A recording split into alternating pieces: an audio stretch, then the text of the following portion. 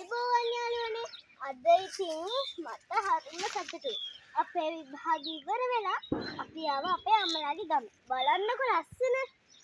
මේ පැත්තේ කඳු හැබැයි දුක හිතෙන දේවලුත් තියෙනවා කඳු නාය ගිහලා. ඒත් මේ බලන්නකො මේ වතු මැද්දෙන් අපි යන්නේ පෑස් ගෙඩි කඩන්න. ගොඩාක් පෑස් ගෙඩි කඩුවා අපි. එන්නකො යාළුවනේ. මම ඔයාලට පෑස් ගෙඩි පෙන්නන්නම්. මේ තියෙන පෑස් ගහ. මේ බලන්න යාළුවනේ. මේ තියෙන පෑස් ගහ.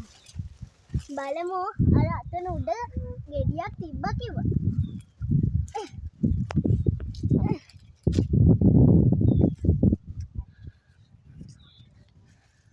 බලන්න මේ ගහ උඩම මට මේ මගේ ඇස් දෙකට පේනවා.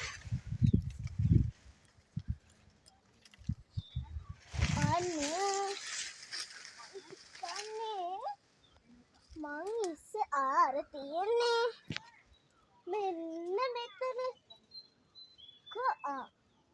මේ තියෙන්නේ බලන්නකෝ.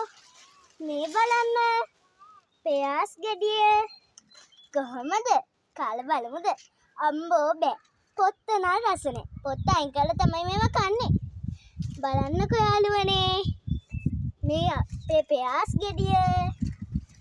ඉතින් කොහමද යාළුවනේ අපේ අම්මලාගේ ගම පෑස් ගෙඩි තව තිබ්බා ඇඹුල් පේර පොඩ්ඩිම පොඩි. මේ යාළුවනේ මට මේ ගමේ නම තමයි මන්දාරන්නුවර. ඉතින් අපිට මෙහාට පේනවා ඉස්සරහට ගියපුවම පිදුරුතලාගල කන්දක්. බලන්නකො ඉතින් යාළුවනේ නුවර එළියයි මන්දාරන්නුවරයි කිසි වෙනසක් නෑ. ඉතින් කොහොමද යාළුවනේ ඔයාලා ලස්සන විඳින්න මේ ගම්ම පැත්තට එන්න. ඉතින් යාළුවනේ කොච්චර සුන්දරද කියලා ඔයාලට විඳ ගන්න ලැබෙයි. ඉතින් යාළුවනේ මම ඔයාලගෙන් සමුගන්නවා. අයුබෝවන්.